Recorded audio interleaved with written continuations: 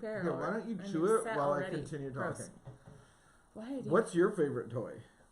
Stop flashing those in my face. Throw them through the dog. Look at him. What's your favorite toy? Do you like toys? The coffee maker? Does that count? I think that's an appliance. The espresso maker? Yeah, but aren't appliances just adult toys? No. I do not agree with that as a toy. Please move on. What's your favorite Just toy? Move on. What's your favorite toy? I don't know. I play my kayak. Your kayak is your favorite toy? Oh, your rubber dinghy? My so kayak. Cute. I went kayaking once. Have I promised? Sequestered? Is that a word? I've said that I would go again. Here's the thing. It's okay if you don't want to come back again. If you can't do it, you can't do it. I don't want are to you push trying to pull my heartstrings of what I can and cannot do? But I just need to talk about some peer pressure only worked. So there's times where being on a body of water, just kind of talking, kind of not talking, it's okay. You love it? It's okay. So it doesn't really matter. I think toys are important. Do you? I think that play and like relaxation and laughing and having fun is important. And I realized when I watched that Social Dilemma video, I think that has our world at some level with the younger people forgotten how to play because they can just be on their phones for hours a day. I think that's an age that you go. Are you going to ask me what my favorite toy is? Because I love toys. What's your favorite toy? My favorite toy, we went for a scooter ride last night. I got a scooter. So we have this little gang. It's called the Scooter Gang. The Scooter MC. No, it'd be the S Club. Scooter Club. Anyway, we scootered around and had a little adventure. It was really fun. We went to see Pa up the hill. We went to Starbucks. We went to the chip truck. Friends texted and said, "Did I see some rubies on a scooter?" Anyway. I felt a little bit embarrassed, but... A little bit. What is your favorite toy? Whether you're embarrassed of it or not. Makes me feel like a big kid. I know. You know what my favorite toy growing up was? I think two of them. One of them was my Hot Wheels car, like the three-wheeler that you could pedal, like, with the big wheel up front, the big Hot Wheels car. And then the second one was big Tonka toys. Okay. Oh, and Lego. And Army Men. Oh my goodness, Army Men. What was your favorite toy? I played with a lot of Barbies. I really did play. You played with Barbies? You don't strike me as a Barbie person. Period in my life where my next door neighbor and I played with a lot of Barbies. You strike me as the young girl. We made and there's nothing wrong with painting your nails black, but I could picture your black nails reading a book in the corner going, "Leave me alone." Well, I did read my book in the corner by myself at school, but that's another story. Thanks for always bringing up There's nothing wrong with reading books. I really liked to just sit and read my book at recess. That was my favorite thing. Anyway, scooter. Can we fit in some scootering But there was today? part of me that felt like I should be over there playing and but I always felt like, other people are a hassle. This book is fine. This book is so... Hey, put your book down. This book wants me. The Language of Letting Go by Melody Beattie. Today is not a victim. You are not a victim. Not a victim. How deeply ingrained our self-image as a victim can be. How habitual our feelings of misery and helplessness. Victimization can be like a gray cloak that surrounds us, both attracting that which will victimize us and causing us to generate the feelings of victimization. Victimization can be so habitual that we may feel victimized even by the good things that happen to us. Got a new car? Yes, we sigh, but it doesn't run as well as I expected, and after all, it costs so much. You've got such a nice family. Yes, we sigh, but there are problems and we've had such hard times. Well, your career is certainly going well. Ah, we sigh, but there is such a price to pay for success, all that extra paperwork. I have learned that if we set our mind to it, we have an incredible, almost awesome ability to find misery in any situation, even the most wonderful of circumstances.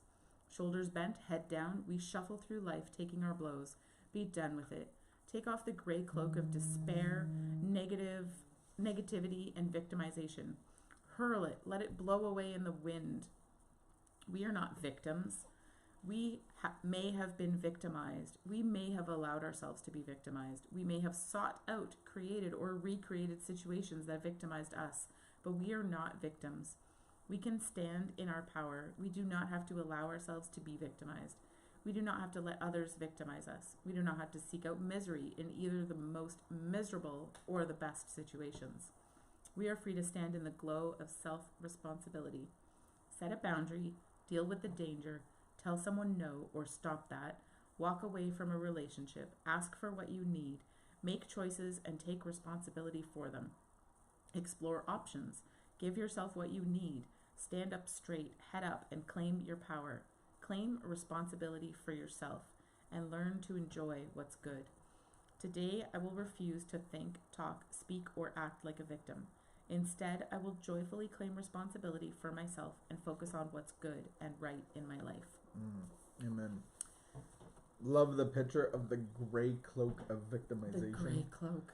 I know that bad things have happened to a lot of people. I know. And but victimization is resentment, and it's living in the past, and so I can't live in the presence with God. And so it's actually a defense mechanism of denial to actually keep you in unhealthy patterns.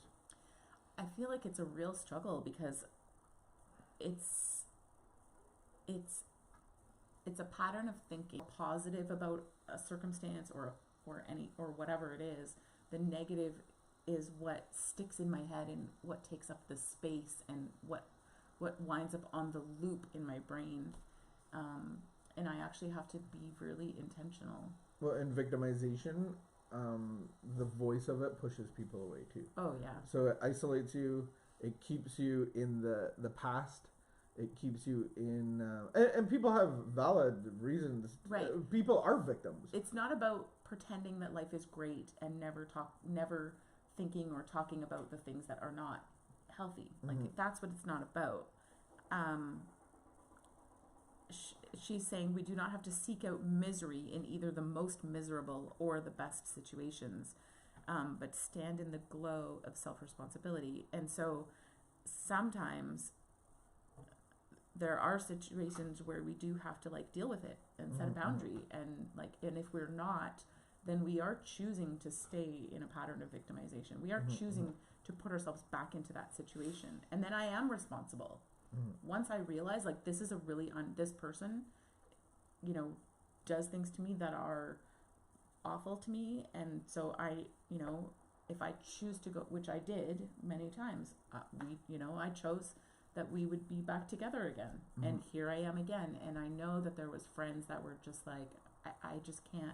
And it's hard to have conversations with people that are acting as victims. Right. It's hard to help people that are acting as victims Right. because they don't really want help. So that's exactly, I was going to say, I know that there's friends who were just like, you know what, Vicky? And they never said it to me. Your problems are of your own making. Your problems are of your own making, and I can't watch this train wreck anymore over and over. But then we can blame it because of my upbringing and because this happened to me and because you don't understand. That's why I need these kind of relationships. That's why I drink this alcohol. But those are all just excuses to continue and perpetuate addiction. And so how do we break the cycle? Addiction or just unhealthiness? I mean, I don't think it's how do we limited to addiction. How do we break these cycles? Right. How do we break the cycle of victimization? How do we get into the positive? I think implementing recovery. And what does that look like? Well, join LifeLab.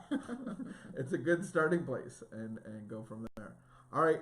I hope that the stream worked properly. I think we cut out on internet, but I'm not sure. Some of us just need to recover from our own thinking.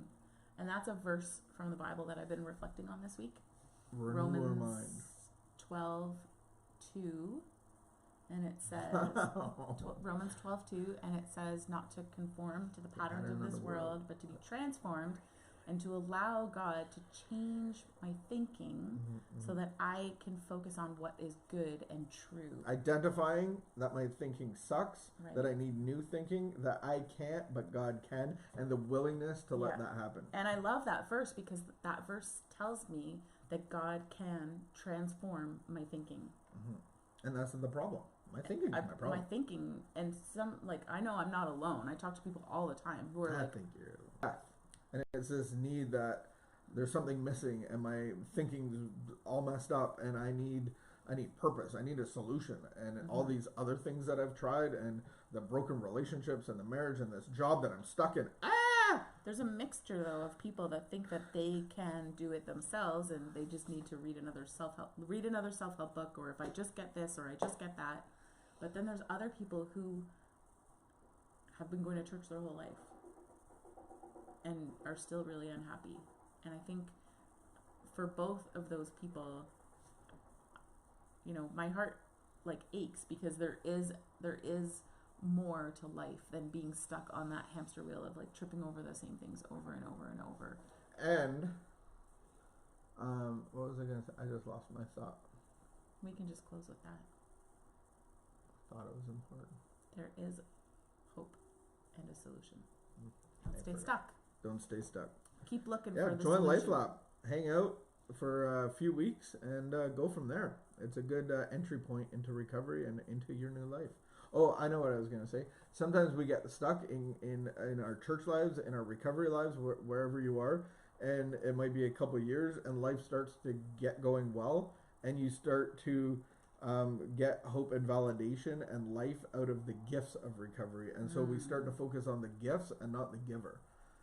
So take me back. Have a great day. All the way back. No singing. That's my new song. Singing is banned from this. Singing is banned. I don't think you can ban singing on our live stream. No, I will not be banned. Singing is good. I will ban you will not mask me. No. No.